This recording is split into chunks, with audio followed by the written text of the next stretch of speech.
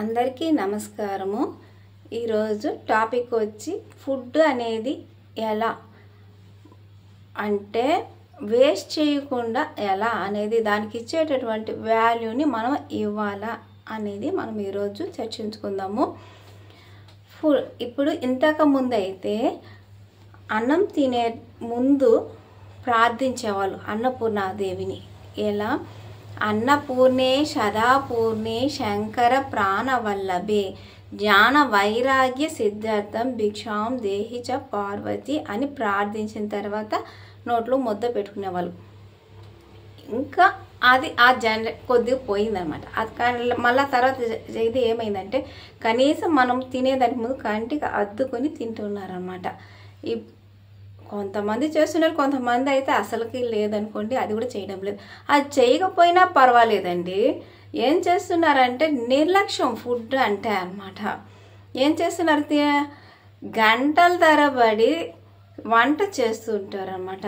వాళ్ళు మీ పైన ప్రేమతో ఒక బాధ్యతగా చేస్తుంటే ఏం చేస్తున్నారంటే ఏం బాగాలేదు వంట, ఏం చేశారు అని చెప్పి ఇంట్లో వాళ్ళే కాదండి, ఎవరైనా మన ఇంటికి గెస్ట్ వచ్చినా సరే మనం వాళ్ళ ఇంటి ఎలా అంటే మన పైన ప్రేమతో చేస్తుంటారన్నమాట వాళ్ళు అక్కడితో।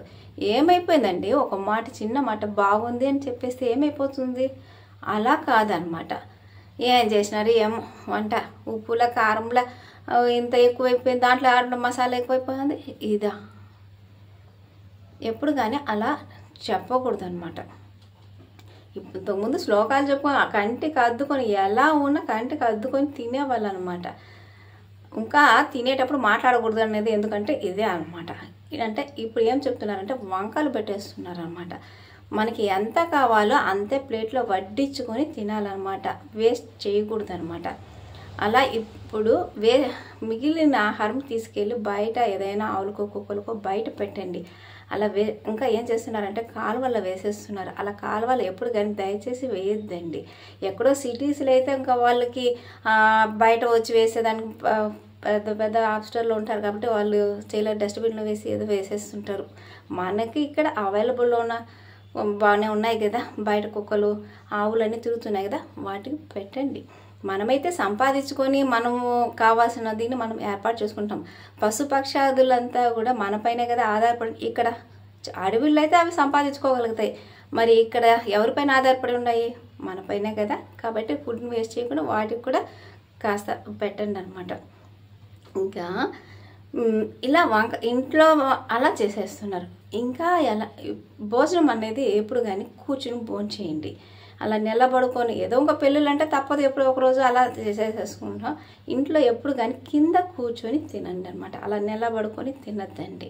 ఇంకా స్టైల్గా కాలు ఊపుకొని తినడం అంట, అలా ఎలాగంటే తింటున్నారు, అలా చేయ ఆమె అన్నపూర్ణాదేవి అర్థం మీద కాలు ఊపుకుంటా తినడము ఇలా అంతా చేయకూడదు, అసహ్యంగా కూర్చొని నెమ్మదిగా నమిలి ప్రశాంతంగా తినండి, అర్థమైందా। ఇంకా చూడండి, పెళ్ళిళ్ళకి వెళ్తారు, ఆ పెళ్ళి ఆ కన్న తండ్రి ఉంటాడు కదా, అక్కడ భోజనం అంతా ఏర్పాటు చేసి ఉంటాడు కదా, ఎంత కష్టపడి నెలల తరబడి అక్కడ ఫుడ్ని అంతా కూడా ఏర్పాటు చేస్తారనమాట। ఆ వంట అక్కడ బాగుంటాడు, ఇది ఆ వస్తువులు కాయలు పలానా ఇంట్లో సరుకులన్నీ తీసుకుని ఎంత కష్టపడి సదుపాయం చేస్తే పెళ్ళిళ్ళకి వచ్చిన వాళ్ళు 20 నిమిషాలు 30 నిమిషాలు కూర్చొని భోజనం చేసేసి ఎవడు ఆ వంట అయినా వీడైనా ఏం పెట్టినాడు, ఎన్ని వెరైటీలు పెట్టేసినాడు ఆయన మనిషి, అట్లా ఎట్లా బ్యాడ్గా మాట్లాడేస్తుంది।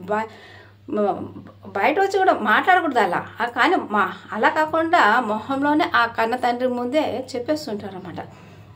ఏమని ఏం పెట్టినావు, ఏం చేసినావు అనేసి అలా అలా గాయపరచకూడదు అనమాట। ఏముందండి, ఒక మాట బాగుంది అనేస్తే ఇంతకుముందు అక్కడ ఇప్పుడు ఎవరన్నా అంటే అన్నదాత సుఖీభవ అని చెప్పేవాళ్ళు, అంటే వాళ్ళు వేసిన వాళ్ళు అంటే మనం పెళ్ళికి పోయినాం, వాళ్ళు అలా చెప్పాల్సిన పని కూడా లేదు, బాగుంది అనేసి ఏమైపోతుందండి చెప్పండి, ఈ మాత్రం నోటి నుంచి బయట రాకూడదా, ఒక తీయని మాట స్వీట్ చెప్పండి, అలా ఎన్నటికీ కానీ చేయకూడదు అనమాట। ఇంకొకటి, ఇలా మనం ఫుడ్ అనేది వేస్ట్ చేసేసాం, ఎంత కష్టపడి రైతు మనం డబ్బులు అది వేరు కదా, ఆయన కష్టపడి రైతు పంటలు పండిస్తాడు చెప్పండి? మన కడుపు నింపడానికి మనం 3 పూట్ల మనం తింటున్నామంటే ఈ 5,000 మన నోటు లోపలికి పోతుందంటే ఎవరి కారణం చెప్పండి? రైతే కదా. ఆ రైతు ఎంత కష్టపడి ఉంటే నువ్వు ఇట్లా ఫుడ్ని వేస్ట్ చేసేస్తావు చెప్పు? అలా వేస్ట్ చేయకూడదు అనమాట. తప్పుగా కూడా మాట్లాడకూడదు బాగాలేదనేసి. ఇంకా ఆ దేవుణ్ణి మనం తినేటప్పుడు ప్రార్థించాలా, అర్థమైందా? ఒకటి ప్రార్థించాలని చెప్తున్నాను, ఒకటి అలవాటు చేసుకొని కనీసం ఇదైనా చేయండి. బాగుందన్నా మెచ్చుకోండి, అలా బాగలేదని చెప్పేయకూడదు అనమాట నిర్లక్ష్యంగా.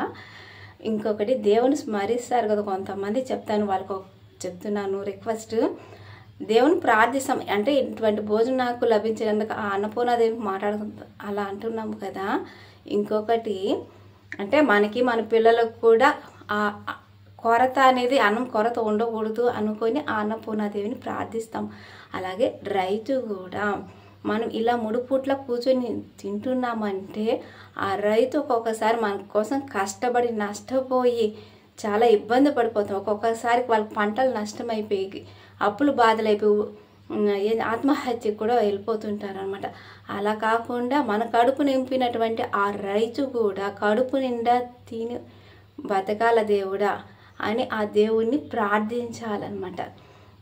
ఒకసారి జై కిసాన్ అని చెప్దామా? జై కిసాన్.